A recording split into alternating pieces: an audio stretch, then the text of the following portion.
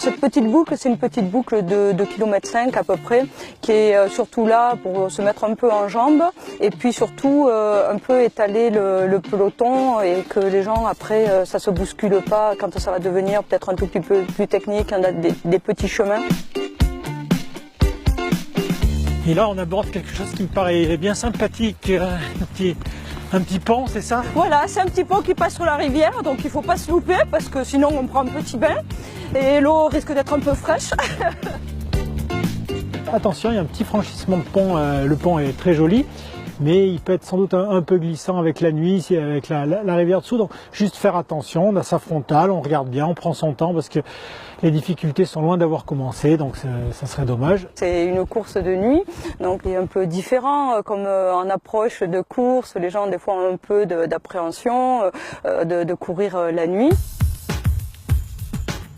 Donc là, on vient de monter une grande partie, c'est un petit moment de replat. Voilà, c'est un petit moment de répit où tu arrives sur la gauche, tu as quand même une belle vue sur Clermont-Nord bien illuminée. Après, petite difficulté, on monte quelques marches qui font bien mal aux pattes. Laurie, tu m'avais promis des escaliers. Eh ben on y arrive, c'est parti. Donc parti. soit tu prends les escaliers, soit tu passes sur le côté.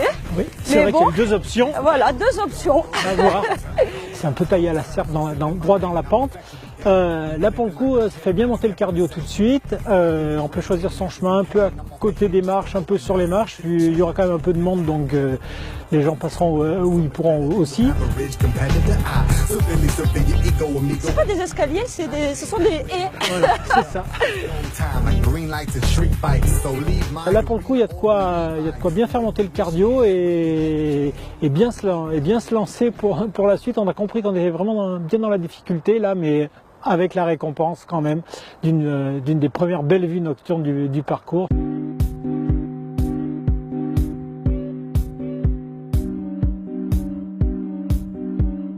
Autre secteur intéressant, c'est à peu près vers le 8e kilomètre sur le plateau qui domine Trémonté, mais surtout tout Clermont. On a une vue superbe, donc ce serait dommage d'arriver là et puis de ne pas prendre 30 secondes pour regarder.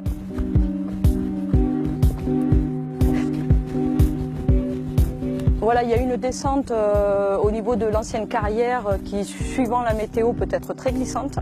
Et 500 mètres avant l'arrivée, pareil, il y a une descente avec des cailloux. Les gens sont un peu fatigués, il fait nuit, donc on a vite fait de glisser et de tomber. Donc il faut rester vigilant jusqu'au bout.